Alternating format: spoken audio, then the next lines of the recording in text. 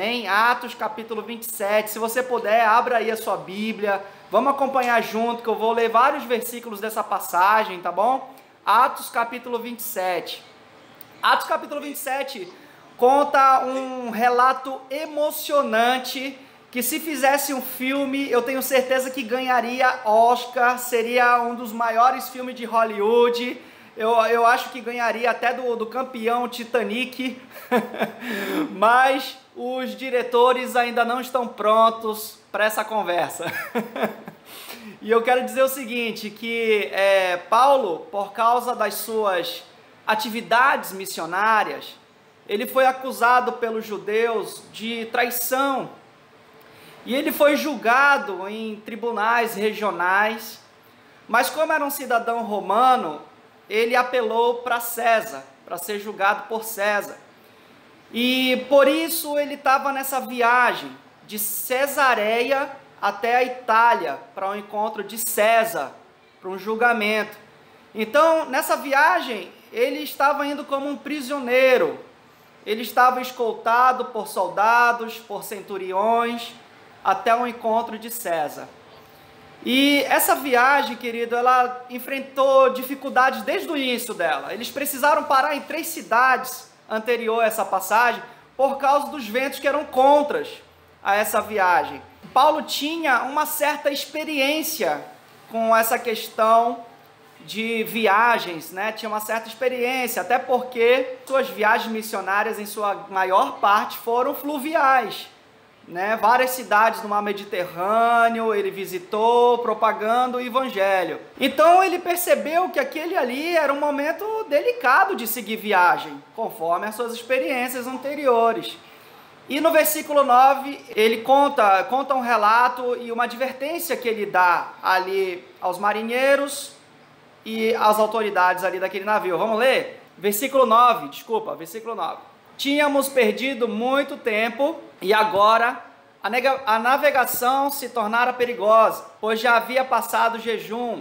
Por isso Paulo os advertiu: Senhores, vejo que a nossa viagem será desastrosa e acarretará grande prejuízo para o navio, para a carga e também para as nossas vidas.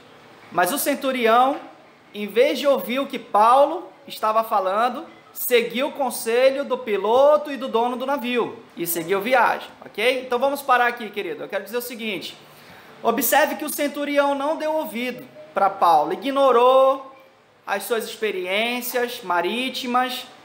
E outra, até parece que o centurião ia dar ouvidos para um preso, né? Então, Paulo era mais um dos 276 infratores que estavam naquele navio. Então, pouco importava o crime dele, pouco importava os motivos daquela algema. Para o centurião e para os soldados, Paulo era um imoral por estar naquela situação. Conclusão: o centurião não ouviu Paulo e continuou a viagem, ouviu o piloto e foi embora.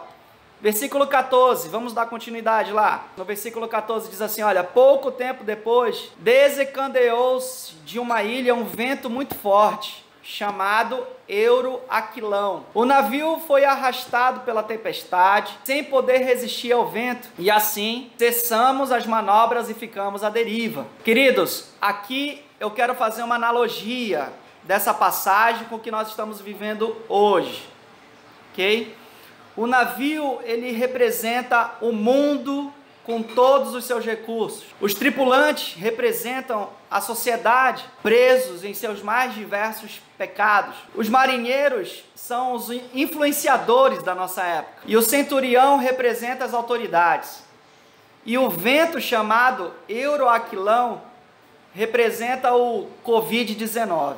E o versículo 20 diz assim, olha: não aparecendo nem sol, nem estrelas por muitos dias, e continuando a bater-se sobre nós uma grande tempestade, finalmente perdemos toda a esperança de salvamento. Então todos nós estamos passando por uma tempestade impetuosa. Homem, mulher, jovem, velho, rico, pobre, todos estão sendo provados em alguma área e de alguma forma. Seja nas finanças, seja na saúde, seja nas emoções, enfim. todos nós estamos nesse mesmo barco. Versículo 21 diz assim, olha, visto que os homens tinham passado muito tempo sem comer, Paulo levantou-se diante deles e disse, os senhores deveriam ter aceitado meu conselho antes da gente partir de Creta, pois assim teriam evitado esse prejuízo e esse dano. Mas agora eu recomendo-lhes que tenham coragem, pois nenhum de vocês perderá a vida, apenas o navio será destruído. Pois ontem à noite apareceu-me um anjo de Deus, a quem eu pertenço e a quem eu adoro, dizendo-me, Paulo, não tenha medo, é preciso que você compareça perante César. Deus, por sua graça, deu-lhes a vida de todos os que estão navegando com você. Assim tenham bom ânimo, senhores. Creio em Deus que acontecerá do modo como foi dito. Devemos ser arrastados para alguma ilha. Querido, e Paulo nos representa. Paulo representa a igreja missionária, aquela que muitas vezes foi acusada injustamente, aquela que muitos ainda resistem em ouvir. Paulo representa a igreja, Paulo representa as nossas vidas. E quais são os motivos dessas correntes? Queridos, os motivos dessa corrente de Paulo era diferente do motivo das correntes dos demais tripulantes. O motivo da corrente de Paulo era o Evangelho. Nós não estamos presos no pecado, nós somos prisioneiros do amor de Deus, nós somos prisioneiros do Evangelho. Quando Paulo viu Jesus naquele caminho para a sua conversão, Jesus disse a Paulo, dura coisa é recalcitares contra os aguilhões, Paulo. Sabe o que isso significa? Que dura coisa era Paulo resistir ao propósito de Deus para a vida dele. Dura coisa era Paulo resistir à missão que Deus tinha trazido à tona para a vida dele. Aleluia, as correntes de amor. Nós estamos presos em correntes diferentes. Nós estamos presos na corrente do Evangelho. Nós estamos presos na corrente de amor do Senhor. Sim, Paulo representa a igreja, querido, que no fim das contas tem a direção no meio do caos. Todos estavam à deriva, mas o coração de Paulo estava em um porto seguro. Jesus é a nossa âncora de reconhecimento e aceitação. Nós somos o que a Bíblia diz que nós somos, e nós temos o que a Bíblia diz que nós temos. E ainda que o mundo, com todos os seus recursos, venha a naufragar, nós continuaremos vivos, pois a nossa salvação, a nossa vida eterna está em Jesus. Em Atos 27:32 fala assim, olha, com isso os soldados cortaram as cordas que prendiam os barcos salva-vidas e os deixaram cair, querido. Os marinheiros tentaram fugir daquela situação. Os influenciadores tentaram fugir. E o que isso quer dizer, querido? Isso significa que os influenciadores dessa geração, os argumentadores ateus, os feiticeiros, os que pregam ideologia de gênero, os darwinistas, nada disso tem poder de salvação. E antes da pandemia, eu quero lembrar a vocês que antes da pandemia só se falava uma coisa nesse Brasil, meu irmão, que era o tal da ideologia de gênero exaustivamente pelos meios de comunicação, era ou não era? Mas quando chegou a pandemia, até a Cláudia Raia chamou o povo para um relógio de oração, vê se pode. Deus sabe quebrar as vaidades do povo, Deus sabe quebrar os argumentos, e o que é palha queima, mas o que é ouro refina. E quando chegar aquele dia, meu irmão, esses influenciadores dos maus caminhos, sabe? Eles vão tentar fugir e deixar os seus influenciados para trás. Igreja, nós precisamos nos posicionar como Paulo e acordar essa nação. Versículo 33 diz assim, pouco antes do amanhecer, Paulo insistia que todos se alimentassem, dizendo, hoje faz 14 dias que vocês têm estado em vigília constante, sem nada comer. Agora eu os aconselho a comerem algo, pois só assim poderão sobreviver. Nenhum de vocês perderá um fio sequer de cabelo. Tendo dito isso, tomou o pão e deu graça diante de todos. Então partiu e começou a comer. Versículo 36. Todos se reanimaram e também comeram algo. E estavam a bordo 276 pessoas. Em João 6,35, Jesus diz assim, olha, eu sou o pão da vida.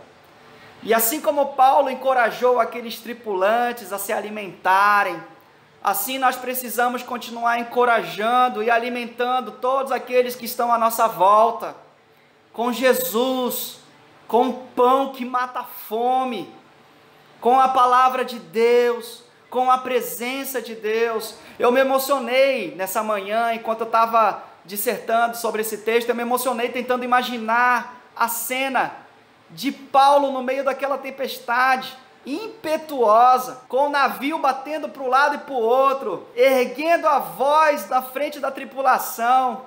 Talvez ele abrisse as pernas para se equilibrar um pouco mais e pegar o pão, e um pouco úmido até o pão por causa da chuva, e ele pegou aquele pão e partiu na frente de todos, dando graças a Deus.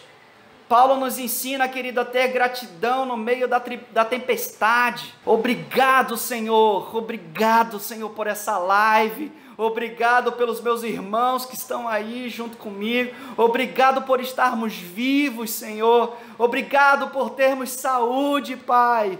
Obrigado pelo pão de cada dia. Obrigado pela tua provisão. Paulo ensina a gente a ser grato no meio da tempestade, meu irmão. Versículo 41. Mas o navio encalhou num banco de areia onde tocou o fundo. A proa encravou-se e ficou imóvel, e a popa foi quebrada pela violência das ondas. E os outros teriam que salvar-se em tábuas e em pedaços do navio.